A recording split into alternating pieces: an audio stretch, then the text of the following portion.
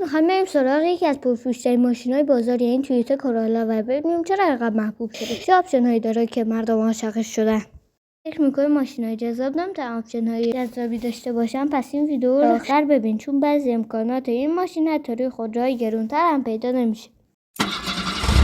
این ماشین یکی از پرفروش‌ترین خودروهای دنیاست. هم مصرف سوخت پایین داره، هم استهلاک کم، هم امکانات قابل قبولی ارائه میکنه. طرح جدیدش هم خیلی مدرن‌تر و اسپورت‌تر از نسل‌های قبلی شده.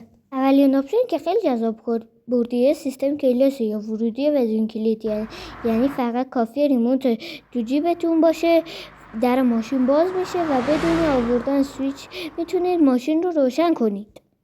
داخل کابین یه مانیتور لمسی بزرگ داریم که از سیستم اپل کارپلی و اندروید اوتو پشتیبانی میکنه.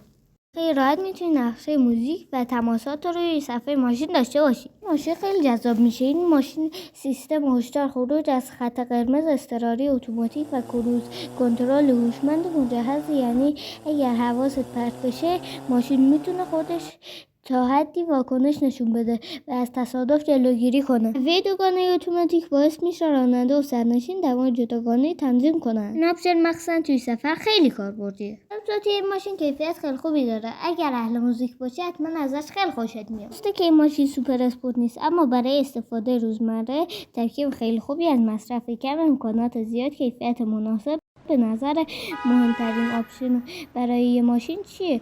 کامنت ها حتما بنویس. اگر این مدل ویدیو رو دوست داری حتما کانال سابسکرایب کن و زنگوله رو هم بزن تا بررسی ماشین بعدی رو از دست ندی. راستی تو کامنت هم بنویسید ماشین بعدی چی باشه.